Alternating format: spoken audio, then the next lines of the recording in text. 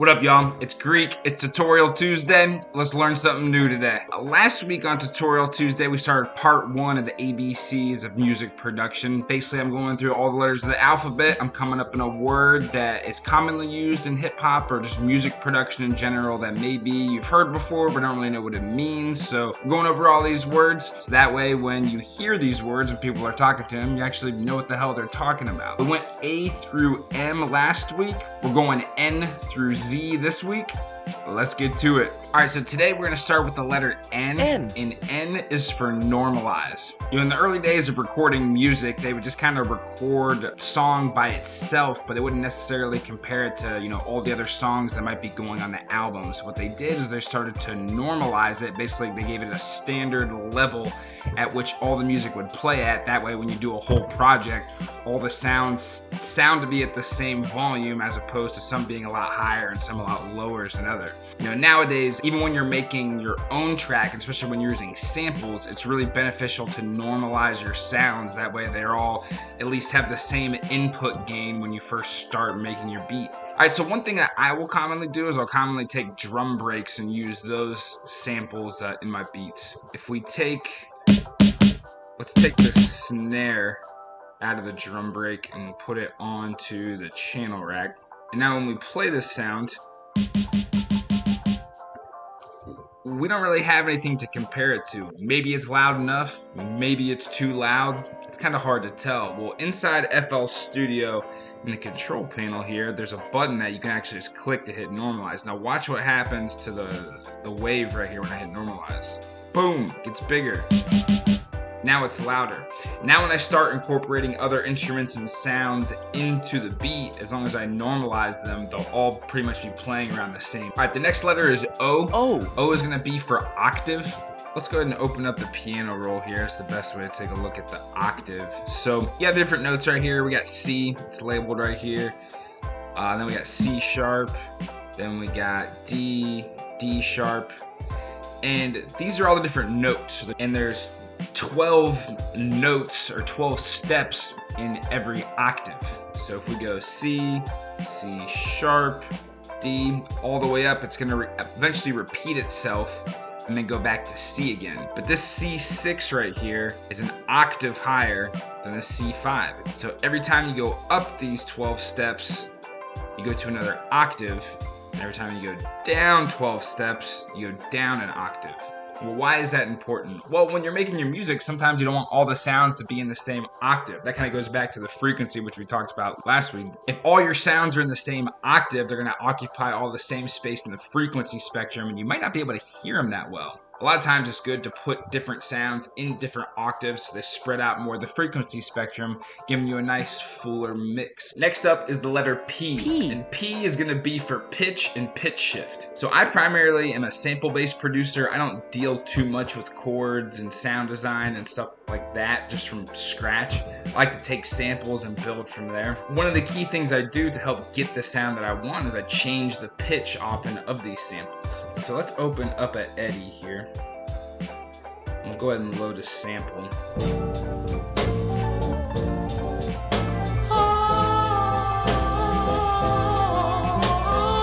And if I go to this clock button right here, the pitch shift operations. So the method that I usually pitch samples is I just resample. And what this does is basically, if this pitch course, you can slide this slider, and if you look up in the top left of the screen, every time I move it, it'll bump it a semitone.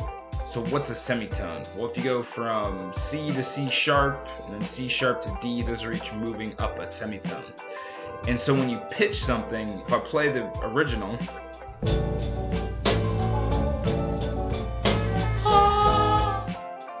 and I'll say we move it up 2 semitones,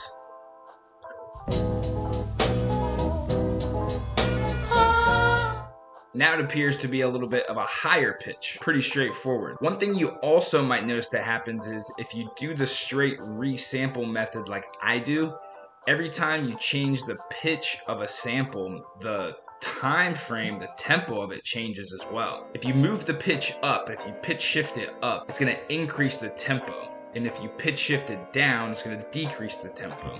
And so that begs the question, well, wait, is there a way to change the pitch without affecting the tempo? And the answer is yes. You go to method right here, and you can just go to the elastic right here. You can go to E3 mono. This will allow you to change the pitch.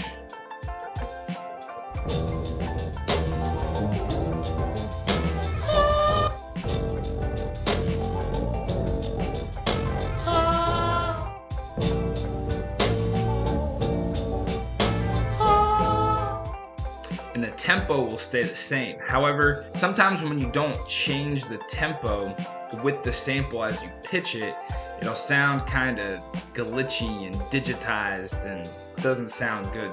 Now, the better quality sample and the better sample rate it was sampled at to begin with, the less glitchiness that you'll get when you try to do things like that. But just a couple things to keep in mind when you are pitching samples and trying to get that sound that you truly want. All right, next up for Q, we got Quantize. All right, so to talk about Quantize, we kind of have to talk about beat and tempo.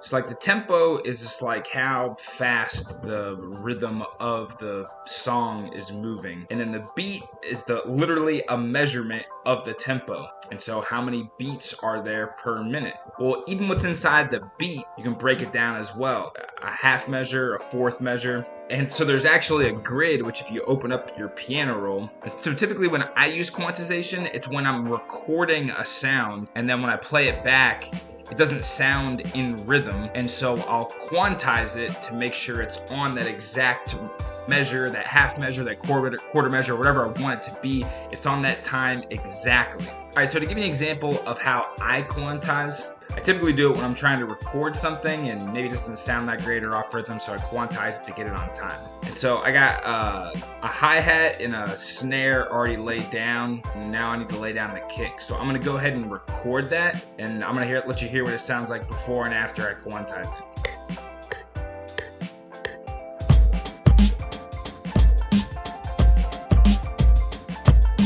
All right, so just recorded it, and here's what it sounds like.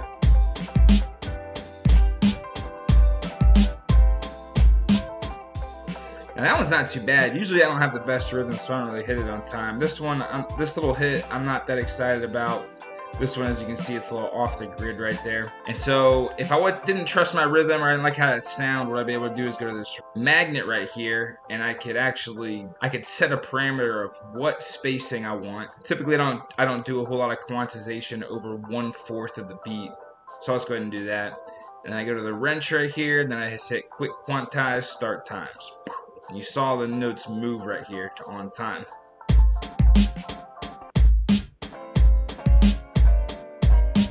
So quantization is a really good method just to help get all your sounds on time. Now, some people do not like quantization.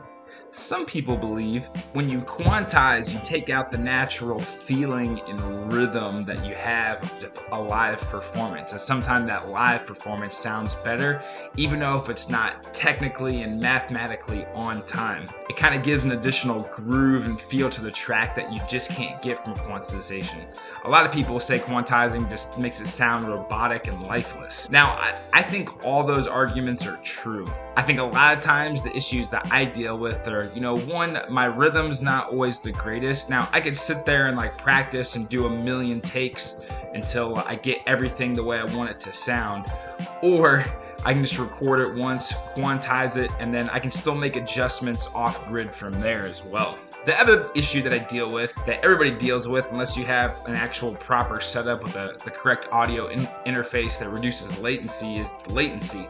Sometimes there's just lag. So by the time that you trigger the note on your keyboard or your MIDI, and by the time it goes into the computer, it's already off tempo anyway. So while the ideal is to get that performance of a live performance, it's not gonna be because there's off time because of latency. So you're almost forced to quantize anyway, which is usually what I do. I don't think there's a right or wrong way to do it. All right, the next letter is R, and R stands for reverb. Reverb happens in the recording process when you're in a room and you say something or your instrument plays a sound. That sound goes out into the atmosphere atmosphere, it bounces off all the things in the room and then comes back into the microphone where it's recording. And it creates the effect basically of an echo.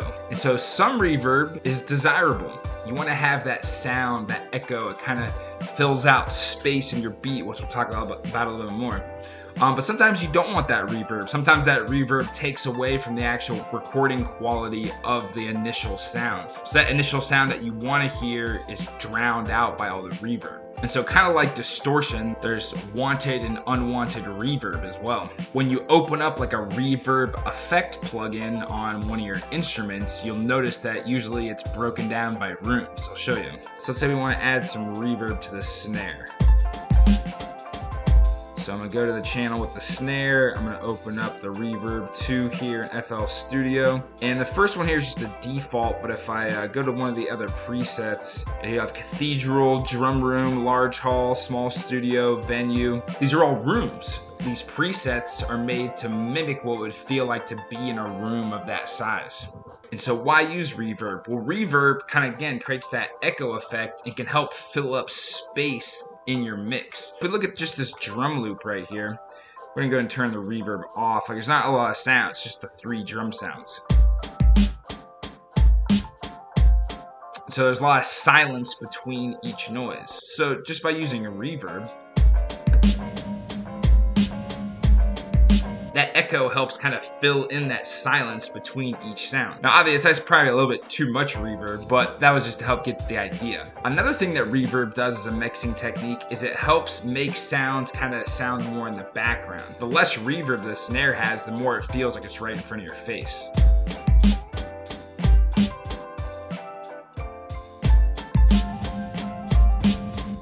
That reverb almost kind of makes it seem like it's off in the distance. And that's usually good for your mix. You don't want all the instruments in your mix to be right in front of your face. You want some of them to be in front of your face and some of them to feel like they're off in the distance. It's what's called giving depth to your mix. And so when I personally use reverb, I use it a lot on snares, sometimes on hi-hats or other percussion.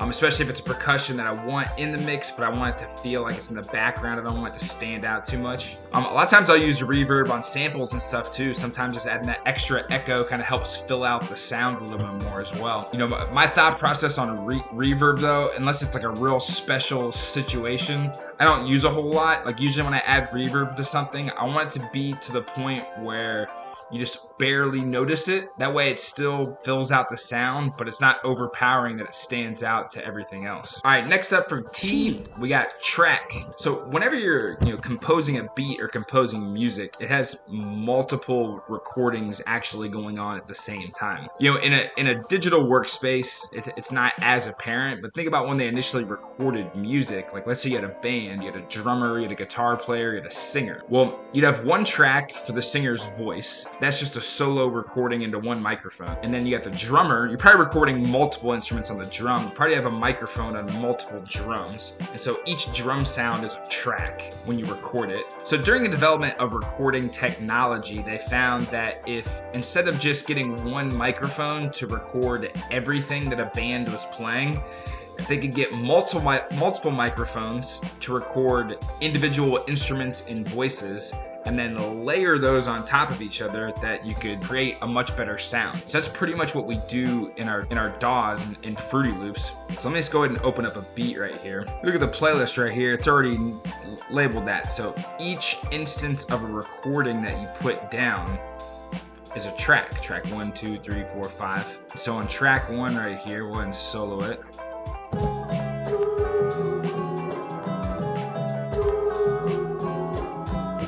That's the sample. That's the hi-hat.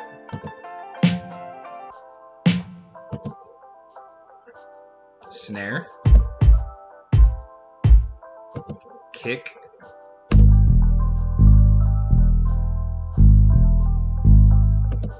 And the bass. And then what happens when we add all those tracks together? We layer them on top of each other and time them up so they're playing at the same time. We get a full beat. Before the digital recording technology came into place, you literally had to mic up each individual thing. A drummer would have multiple drums mic'd up. It wouldn't just be one mic in front of a drum trying to record the sound that came out. It'd be one on the kick drum, one on the snare, one on the hats. And so you'd have to record all these separate things all at the same time, but they're all separate recordings. So you still had to come into something to time it up and layer it on top of each other. So each individual recording is its own track. Now sometimes you might hear a whole song referred to as a track. I know sometimes I call a whole beat or a whole song a track sometimes. I mean, technically there's still like the master channel or whatever, but in the more technical musical production world, each individual recording is its own track. And next up we got the letter U, and there's not really any important words to know for the letter U, so we're gonna move on to the letter V. V stands for velocity. And so velocity is another word used for volume, but specifically for how hard you hit each note. And so you can change the fader, which will change the level, but that won't change each note. You can change the gain for the actual input signal of that sound, but again, that won't change the volume of each note. When you're talking about the volume being from one note to the next, that's called adjusting the velocity. And so if I go into these hi-hats right here, into the piano roll, you'll see right now that each note or each instance of the hi-hat is hitting at the same velocity. The velocity controls are down here at the bottom. So to change the velocity, simply just change where these green bars are at, and that'll change how hard the input signal is at each instance. Let's say you're playing some keys. Let's say you play one note and you play another note, but you want it to hit hard. Or maybe you want the first one to hit hard because that's where the kick drum's gonna be, and maybe the other notes don't hit as hard. It's literally just how hard you press down and how hard it plays at that moment in time. So velocity is another term to talk about adjusting the volume, but in this case, it's specifically at the time that MIDI was triggered or when that note was played. And last but not least, the letter W. But wait, W is not the last letter of the alphabet. Well, as you can imagine, there's not a lot of great production words for X, Y, and Z. So yeah, we're gonna end on W. And for W, we're going with wet. And so when we talk about how wet or dry a signal is, basically it's how much of that effect is being used on it. Reverb's a great example for this. It has an actual wetness knob on it, and you'll notice the higher that I put the wetness knob, the more the reverb will be present.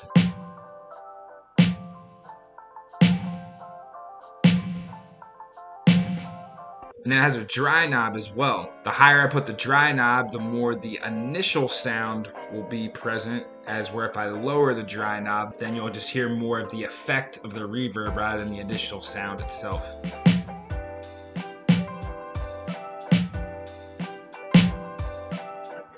So why is it important to know how wet your effects are? Well, when you're transferring sound files to somebody else and they're mixing it, or someone's helping you actually, complete a final project, they may or may not want you to have all these effects on your beat. Because even if you have your mix of your beat just absolutely A+ on point, the issue that you're missing is there's no vocals in there yet. Also, you might add instruments later too. Just because you have a beat done doesn't mean the song's done. You still have to incorporate everything else. And so maybe that snare that sounded really great with all this reverb on doesn't sound so great when someone's voice is over it and it's drowning out their voice. So just out of pure practicality, you might need to send somebody what they'll call the dry stems. That way everything can be recorded, and then they can do the reverb and other mixing tricks later to make sure it's all mixed in properly, not just partially. It doesn't just go for reverb. Any effect you put on something, the more of that effect that you have on it, the more wet it is.